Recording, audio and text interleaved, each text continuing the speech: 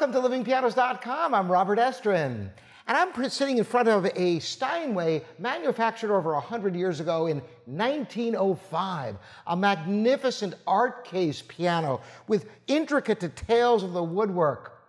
Better than that, the piano was rebuilt in 2008. We put a lot of work in refinement to get this piano to play on a high level and to be consistent in its performance.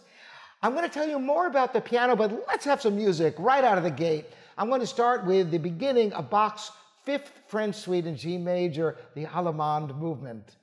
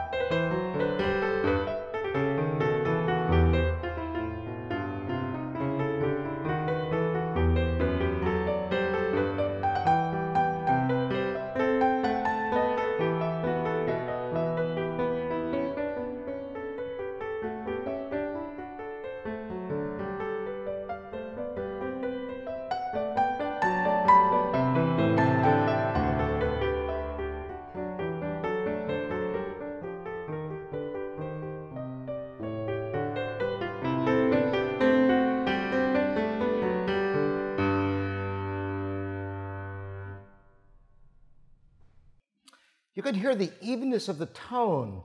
I wish you could feel these beautiful, smooth ivory keys in just amazing condition. When you think about it, these ivories are from 1905, and they're just in immaculate condition.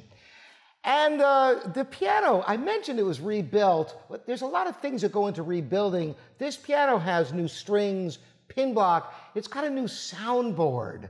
Of course, the action is also rebuilt. I say, of course, well, that's not always the case. It's got new hammers, shanks, knuckles, and whip-ins, the repetitions, all Steinway parts. So everything plays so beautifully. I'm going to now play a little Beethoven, the beginning of the famous Pathetique Sonata.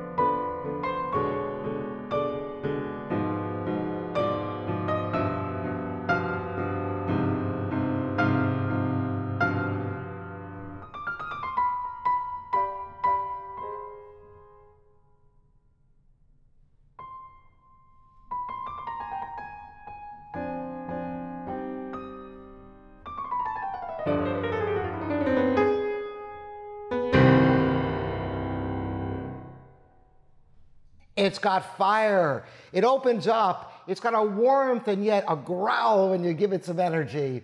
That Steinway growl you've heard about.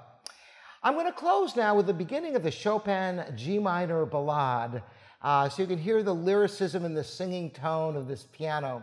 You know, it's an interesting fact that the Steinway Model A was made in both New York and Hamburg, and then for decades in the 20th century, it was only manufactured in Germany, in Hamburg. New York went from the Model L at 5, 10.5, all the way up to the B a foot longer, and there was no piano in between there.